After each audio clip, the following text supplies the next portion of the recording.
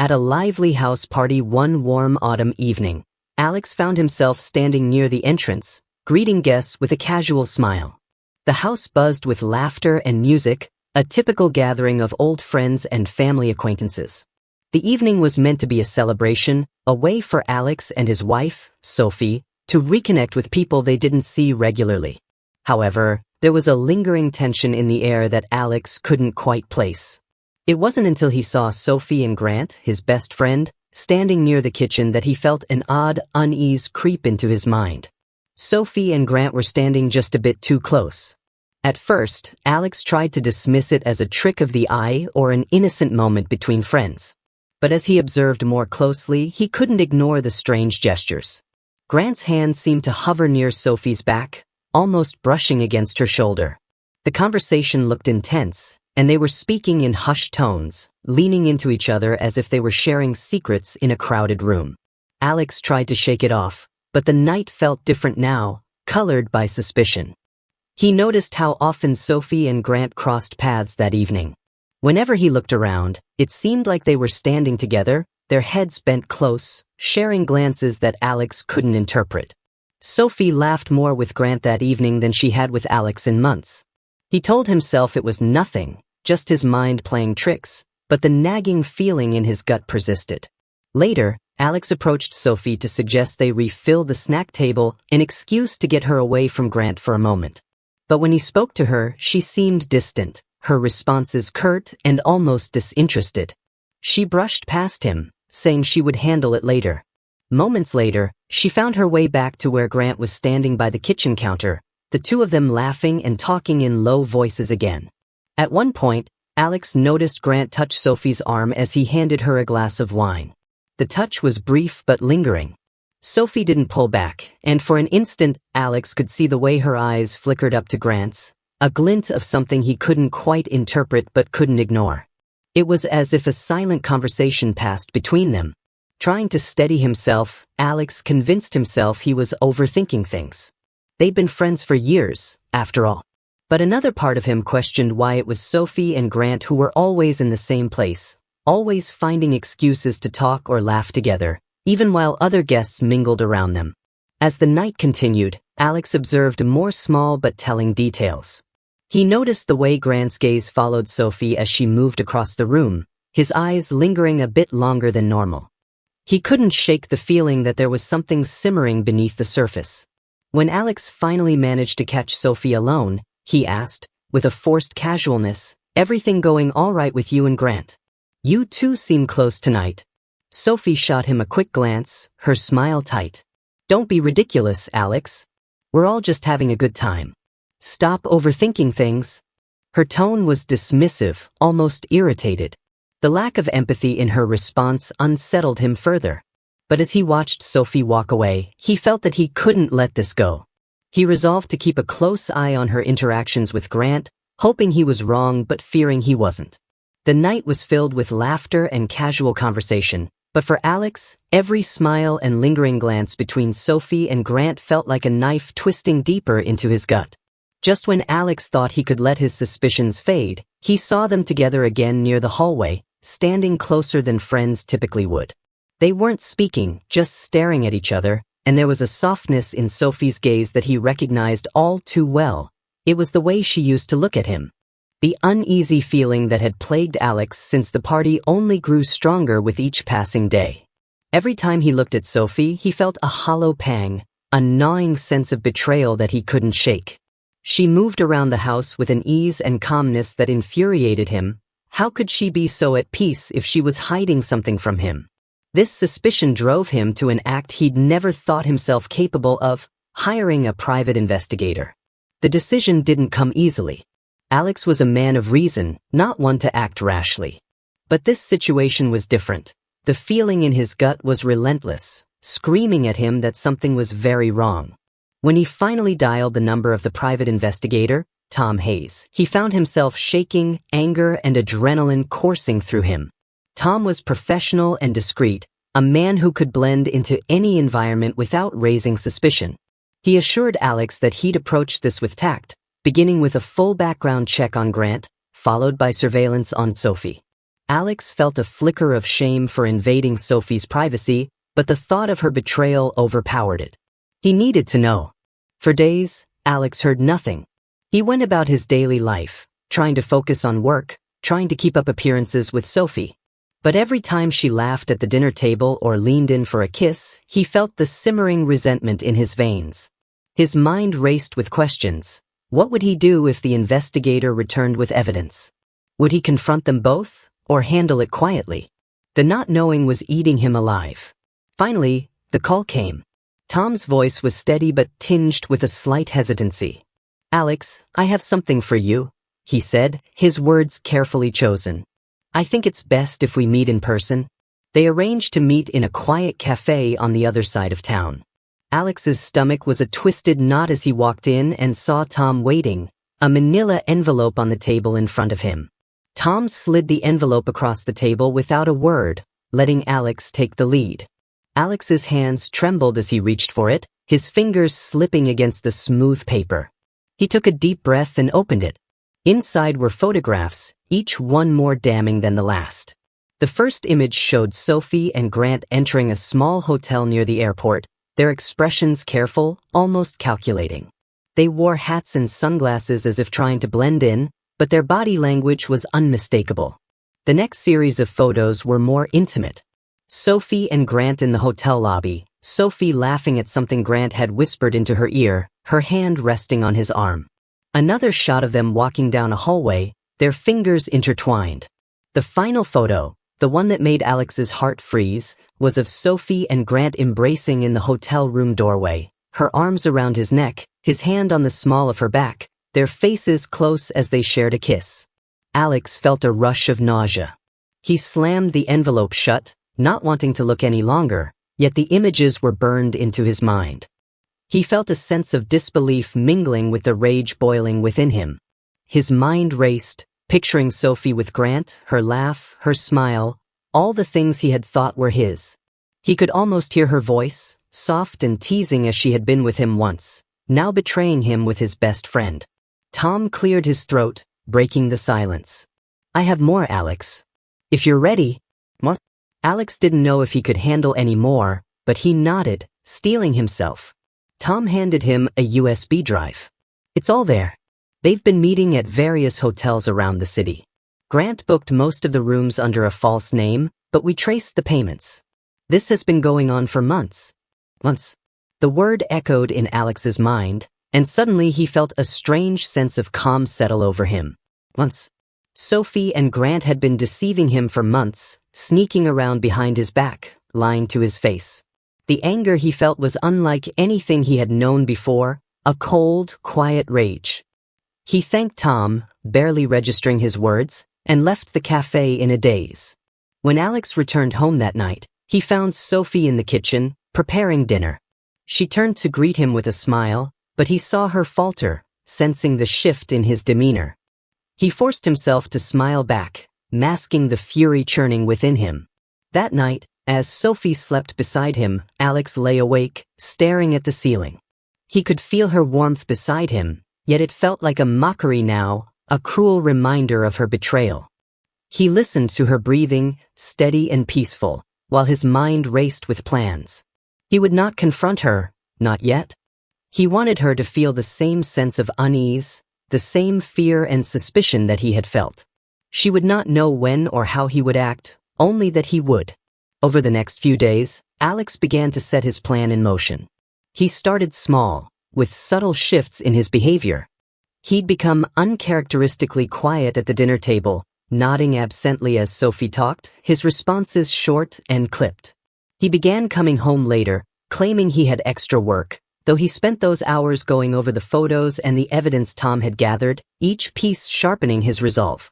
He took to rearranging small things in the house. A picture frame tilted just slightly, Sophie's favorite coffee mug moved to a different shelf, little things that Sophie would notice but couldn't question. He wanted her to feel the unease he had felt, the sense that things were no longer as they seemed. The tension between them grew. Sophie began to glance at him with wary eyes, sensing something was wrong but unsure what. She asked him if everything was all right, and he would only nod, a tight smile on his face, knowing that his silence was making her nervous. The irony was rich. He had spent weeks in that same anxious state, but now the tables had turned. He spent time crafting his plan, determined to make this betrayal as painful for her as it had been for him. Each detail was considered carefully, every step calculated. His heart ached with every memory of the love they had shared, now tainted by her deceit. But the pain only fueled his resolve, hardening him against any lingering affection he might have felt. Days turned into weeks, and the atmosphere in the house grew thick with unspoken words. Sophie began watching him with a mixture of confusion and concern, sensing the change in him but unable to understand it. He reveled in her discomfort, knowing that he was now the one with the power. She had taken his trust, his love, and thrown it away, and now he would make sure she felt the consequences. But he didn't act immediately. Instead, he let her stew in the silence, let the tension build. He watched her as she grew increasingly unsettled, her gaze darting to him whenever he entered a room, as if searching for some sign of what was to come. And each time she met his eyes, he offered nothing but a cold, detached smile, the calm before the storm. Alex was now consumed by a single focus, retribution. But he knew that to truly make Sophie and Grant feel the gravity of their betrayal, he couldn't do it alone. He needed an ally, someone who could understand the pain and rage burning inside him. And he knew exactly who to call: Margot, Grant's wife. It was early morning when Alex sent Margot a text asking if they could meet privately. He phrased it as a casual catch-up, knowing she wouldn't suspect the real reason for his outreach. They met at a small cafe downtown, a place where neither Sophie nor Grant were likely to appear. Margot arrived with her usual warmth, greeting Alex with a smile, but as they sat down, Alex noticed an unusual tension in her eyes, a sense of weariness that told him she, too, might be harboring doubts about her husband. They exchanged pleasantries at first, but it wasn't long before Alex's expression grew serious. Margot seemed to notice, her brow furrowing in concern. Finally, unable to delay it any longer, Alex leaned forward, his voice barely a whisper. "Margot, I need to tell you something difficult. It's about Sophie and Grant." He watched as her face drained of color, her hand trembling slightly as she set down her coffee cup.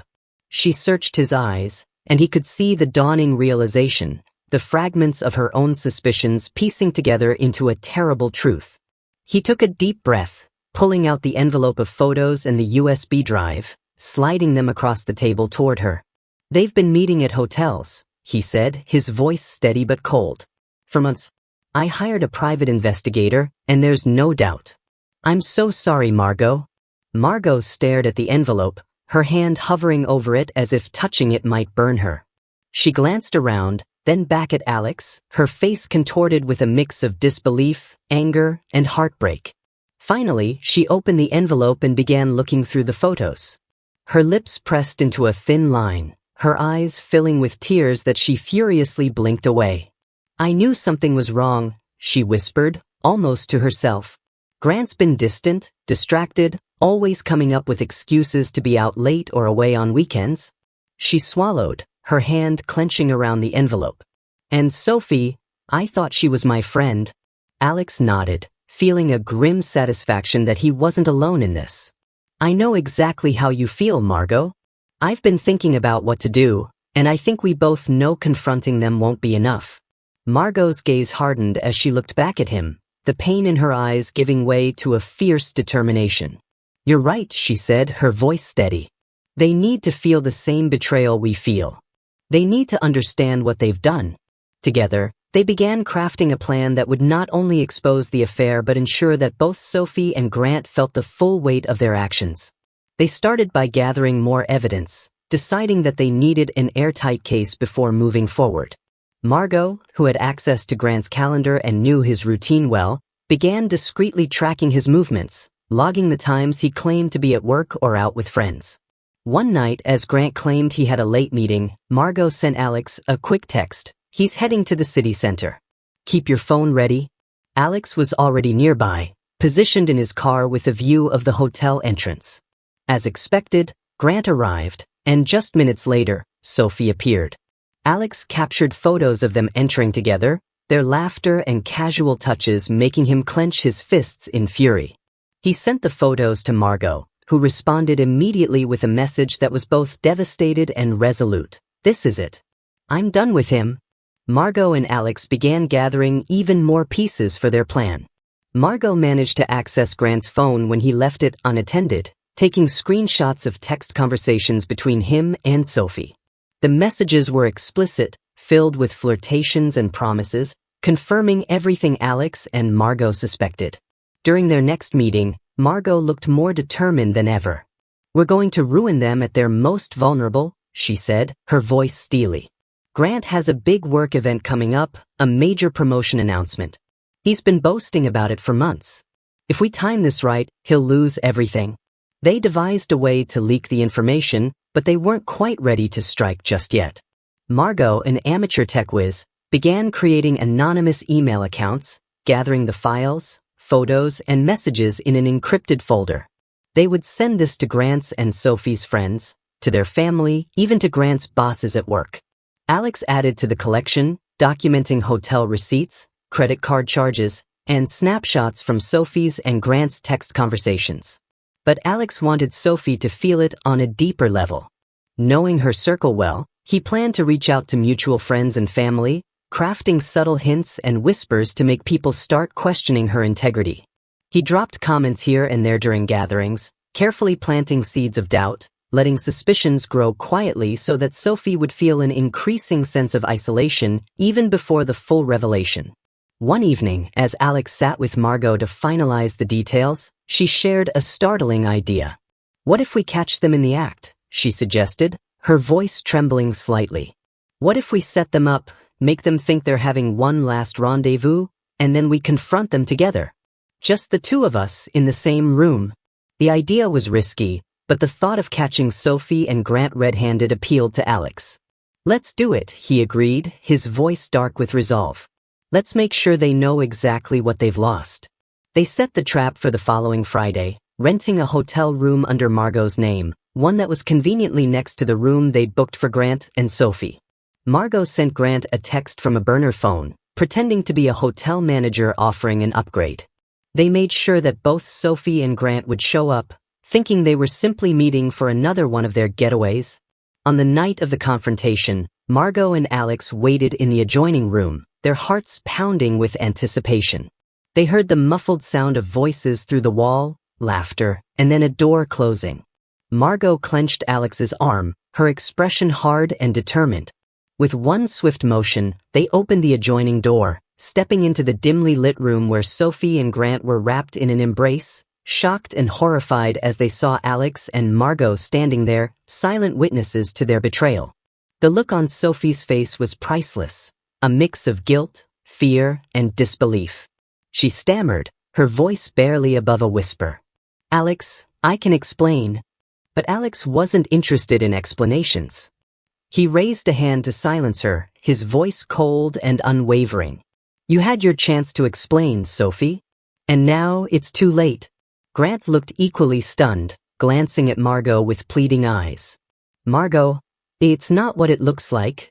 "Oh, save it," Margot spat, her voice laced with venom. "We have everything.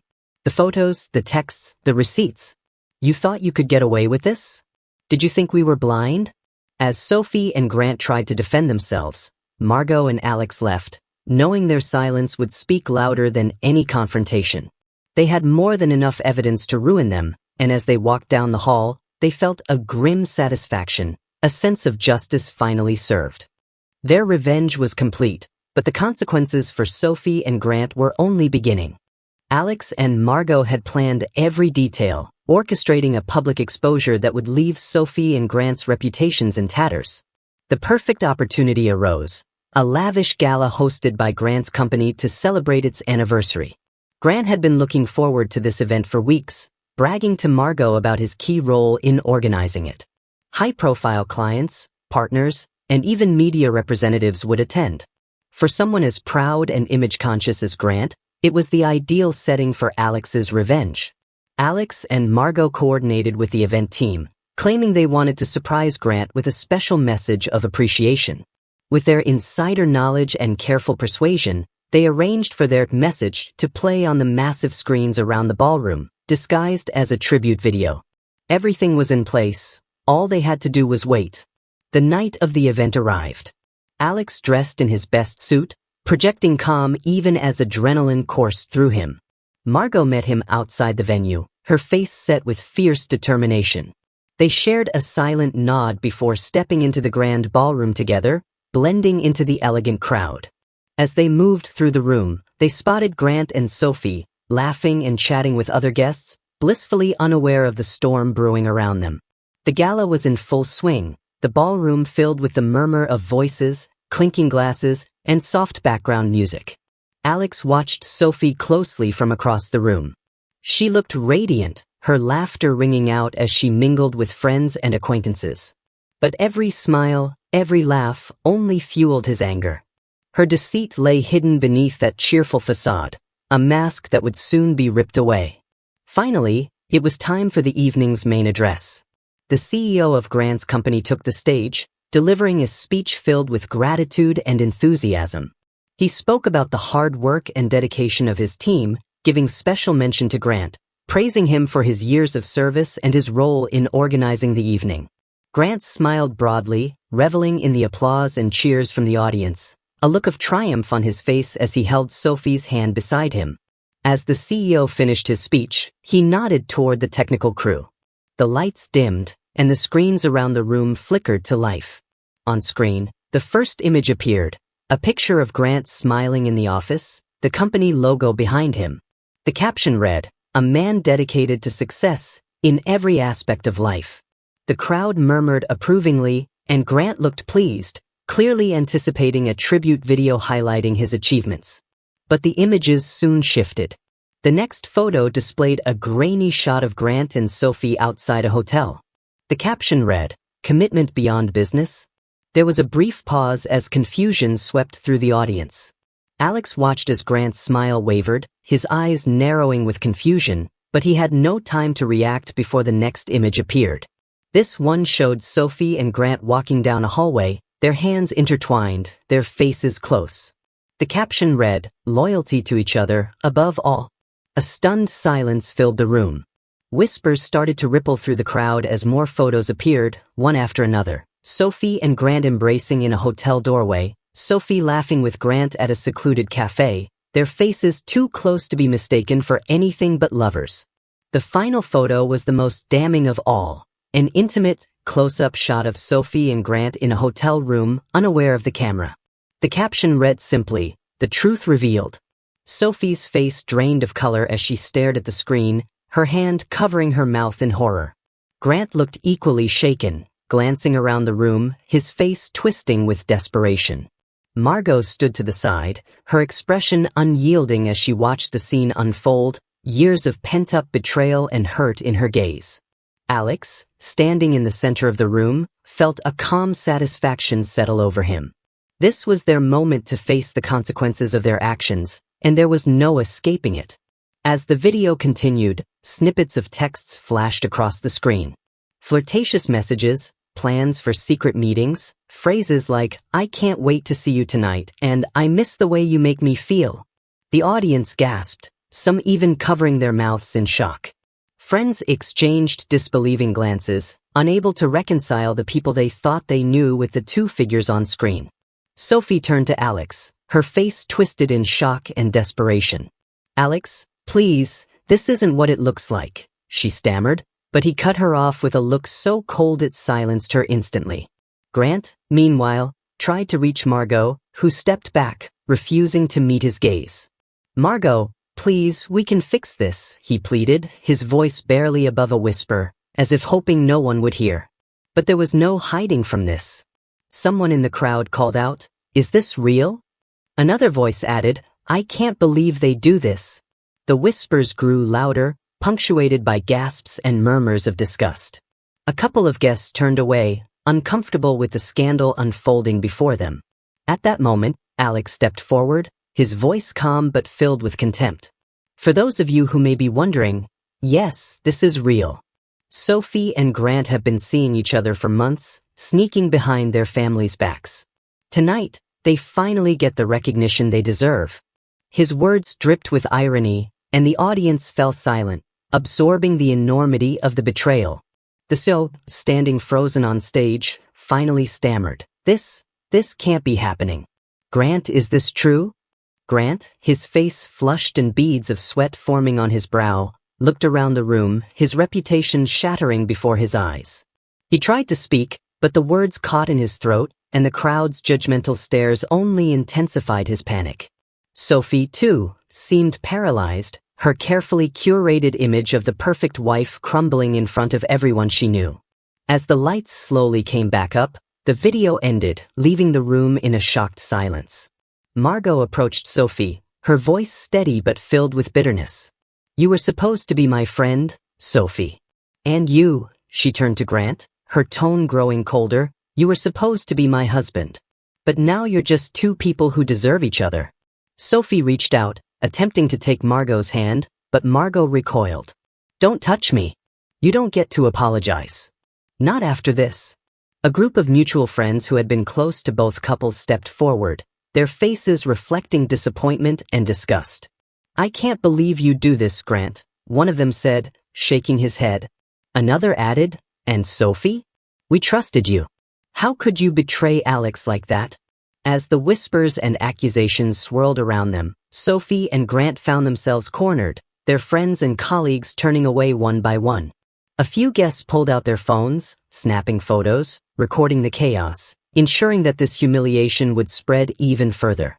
Alex stood back, observing the destruction with grim satisfaction. He knew that Sophie and Grant's world had crumbled irrevocably. Their social circle was shattered, their reputations ruined. No one who saw that video or witnessed their public disgrace would ever look at them the same way again. For Sophie and Grant, this was only the beginning of a long, lonely fallout, and Alex knew they would feel the weight of their actions for years to come. As he and Margot left the gala, they didn't look back. They had said everything they needed to, and now they were free. The betrayal had been exposed, and the truth laid bare for all to see. After the public exposure at the gala, Alex felt a dark thrill, a sense of justice he thought would bring him closure. But the satisfaction he expected never came. Instead, a hollow feeling settled in, creeping up on him in the days that followed. While Sophie and Grant's social lives unraveled as planned, Alex's own life began to unravel in ways he hadn't anticipated. The scandal exploded online, spreading faster than Alex could have controlled. The video of the affair had leaked from the gala, shared through social media, and soon enough, news sites and local blogs picked up the story. While it started as a wave of gossip, the coverage quickly took a sinister turn. People online began to criticize not only Sophie and Grant but Alex as well. Strangers questioned why he'd gone so far, labeling him as vindictive, petty, and obsessed. At first, Alex dismissed the comments, telling himself they didn't matter. But the backlash continued to grow, taking on a life of its own. Some of his oldest friends distanced themselves, uncomfortable with how far he had gone. Conversations turned strained, and one by one, his phone calls went unanswered. Even his closest friend, someone he'd trusted for years, hinted that Alex's need for revenge had crossed a line. The worst of it, though, was at work. Alex owned a small but reputable marketing firm that he had built from the ground up. His clients respected him for his professionalism and results. But as the affair scandal continued to make headlines, some of his clients began to question his judgment and integrity. A few of them called to express concern about his actions, implying that they were uncomfortable associating with someone who could so publicly destroy his own marriage and best friend. The first major client to drop his firm sent him a carefully worded email, citing differences in values. When Alex read it, a pang of realization hit him. His personal vengeance had seeped into his professional life. He tried to reach out, attempting to explain his side, but it only made things worse. The client forwarded his emails to a local journalist, who published an article accusing him of harassing his former clients to save his reputation. The loss of business wasn't isolated. The next week, 2 more clients severed ties with him, leaving a significant dent in his company's revenue. His employees grew tense, whispering when he walked by, and he could feel the anxiety rising in the office. The team morale that had once been his pride and joy began to fray, and Alex couldn't ignore the worried glances they exchanged when they thought he wasn't looking. Eventually, one of his most trusted employees, Sarah, who had been with him since the firm's early days, asked to speak with him privately. She entered his office with a somber expression, her hands fidgeting in her lap. "Alex, I respect you, but I have to be honest. People here, they're feeling uncomfortable. They don't understand why you handled things the way you did, and it's affecting their work. The atmosphere has changed." He tried to explain his side, the betrayal he had suffered, the pain of discovering his wife's affair with his best friend, but she looked at him with a mixture of pity and disappointment. "Everyone goes through pain, Alex, but not everyone lets it consume them like this. I just thought you were different." She left his office, leaving him with the weight of her words and the grim realization that he had lost the respect of his team. As weeks passed, Alex found himself isolated. Once his revenge had consumed him, but now it felt as though it had consumed everything he'd worked for, everyone he'd loved, and even his own self-respect. Sophie and Grant's lives had indeed taken a hit. They had lost friends, suffered public humiliation, and were ostracized by many in their social circles. But they still had each other, and Alex began hearing rumors that they were planning to leave town together, to start fresh. The thought was a final blow, knowing they might be able to move on and rebuild while he remained surrounded by the ruins of his own making. One night, as he sat alone in his darkened office, Alex found himself staring at the empty desks around him. His firm, once buzzing with energy, felt deserted. The chairs sat neatly pushed in, the lights turned off, a silent testament to what his life had become. The darkness around him mirrored the darkness within him, a cold reminder of the emptiness left after revenge. The final blow came when the bank contacted him about his mortgage. His dwindling income and loss of clients had made it impossible to keep up with payments, and his finances were quickly spiraling out of control. The house he and Sophie had shared was now at risk of foreclosure, a humiliating conclusion to his downward spiral. One evening, as he walked through his neighborhood, he passed the homes of former friends, people who once welcomed him warmly, who now barely looked at him. When he caught sight of his reflection in a window, he saw a man he barely recognized, eyes hollow, face drawn with stress. The confidence and strength that had once defined him were gone, replaced by a broken shell of the man he'd been. The next day, as he packed up his office after receiving another warning from his landlord, he stumbled across an old photo of him and Sophie, back when they were happy, untouched by lies or betrayal. The memory hit him hard, and he realized that, in his desire to destroy Sophie and Grant, he'd also destroyed the good memories, tainting them with anger and bitterness. He looked around his now empty office, the silence heavy with regret. Every piece of his life lay in shambles. His business, his friendships, his reputation, all sacrificed at the altar of revenge. The realization crashed down on him. He was utterly, profoundly alone. In his desire for retribution, he had burned every bridge, leaving himself stranded on an island of his own making. In the end, Alex finally understood the full cost of his actions. He had thought revenge would free him from the pain of betrayal, but it had only chained him to that moment, trapping him in an endless cycle of bitterness. He had wanted Sophie and Grant to feel his hurt, but he now understood that the only person he had truly destroyed was himself.